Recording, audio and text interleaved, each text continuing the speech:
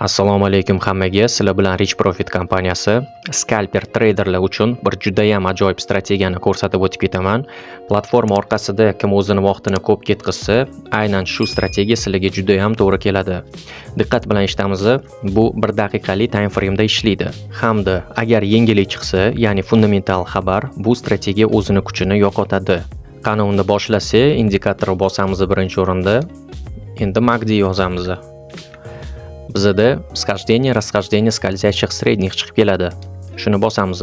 Sizlarga videoni tagida qanaqa qilib yozilishini ko'rsatib o'tib ketaman, indikatorlarning nomini. Xo'p, endi X bosib chiqib ketamiz. Xo'p, yana bir marta indikatorni bosamiz. SMA deb yozamiz.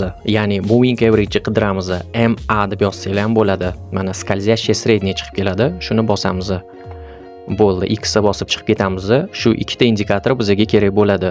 Endi moving average, ya'ni SMA ni hozir настройка qilish kerak bo'ladi. Mana bu настройкani bosamiz. Длинani 9 qilamiz. Stilga kiramiz. O'zimizga kerakli rangni tanlab olamiz. Menda qora fon bo'lganligi uchun sariq rangni tanlayman hamda sal semizroq qilamiz ko'rinishi uchun. Okey. Faqat bitta indikatorni sozlab olamiz, MACD ga tegmaymiz. 1 daqiqalik time frame da turibdi. Endi yaqinlashtirib ko'ramiz, ishlatishini sizlarga ko'rsataman. Xo'p, agar MACD dan boshlaydigan bo'lsa, mana ko'ryapmiz, pastiga MACD ko'rsatib o'taman sizlarga. Mana sariq liniya bor, mana ko'k liniya bor. Mana ko'k liniya, mana sariq liniya.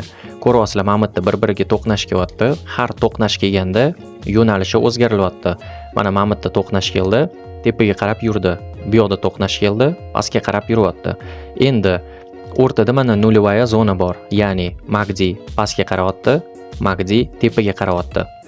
Xo'p, qanaqa turib bu ishlaydi? Mana hozir bu to'qnash uchun juda ham yaxshi vaziyatga qarab kelyapti. Mana shu to'qnash kelganda, ya'ni sariq liniya ko'k liniyani ustiga o'tsa, demak buy olamiz. Shu pastdagi zonadan, nulevoy zonadan biz buy olamiz.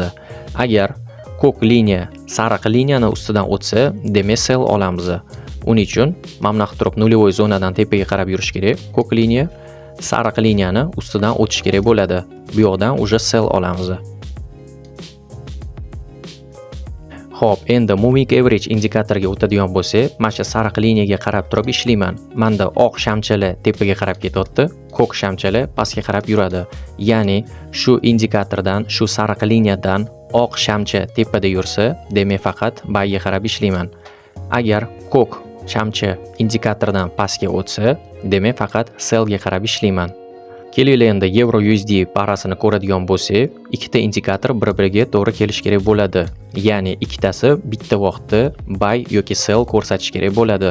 Hozir ko'ryapmiz, bizda bu yoqda moving average buy ga qarab ko'rsatyapti, lekin MACD hali neytralniy zonada, ya'ni sell ga qarab kelyapti. Demak, bu yerda hali hech narsani tegmaymiz. Xo'p, boshqa valyutni parani ko'radigan bo'lsak, moving average pastda yuribdi narx, ya'ni menda ko'k shamcha liniyadan pastda yuribdi, hamda MACD ga ham e'tibor beradigan bo'lsak, ko'k liniya sariq liniyani ustiga qarab o'tyapti, ya'ni sell uchun belgi beryapti. Bu yoqda ham belgi sellga, bu yoqda ham pastda ham sell uchun signal berilyapti. Demak, shu joyda sellga qarab kirish kerak. Avstraliyskiy dollar bilan yaponskiy yenani ko'radigan bo'lsak, bu yoqda ham sell belgisini beryapti indikator, ya'ni moving average ko'ramiz, pastda yuribdi, ya'ni ko'k shamcha moving average pastida. Hamda MACD ni ham ko'radigan bo'lsak, mana ko'k liniya sariq liniyani ustidan o'tdi, ya'ni sell uchun juda ham yaxshi imkoniyat.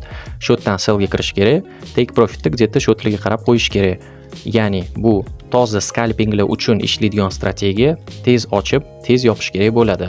Bu indikatorlar juda ham o'zgaruvchan, o'shaning uchun tez-tez kuzatib turish kerak bo'ladi. Mana shu indikatorlar nuqul o'zgaradi. Ikkita indikatorlar bir-biriga nisbatan har to'qnash kelganda MACD ni buy yoki sell olish kerak, hamda moving average yo'nalish o'zgarganda buy yoki sell olish kerak. Eng muhimi, ikkita indikator bir-biriga to'g'ri kelish kerak bo'ladi. Ikkalasi ham buy yoki ikkalasi ham sell etish kerak bo'ladi. Agar video foydali bo'lgan bo'lsa, iltimos like bosib qo'yinglar. Bu indikatorni albatta ishlatib ko'ringlar. Sizlarga juda ham yaxshi foyda olib keladi.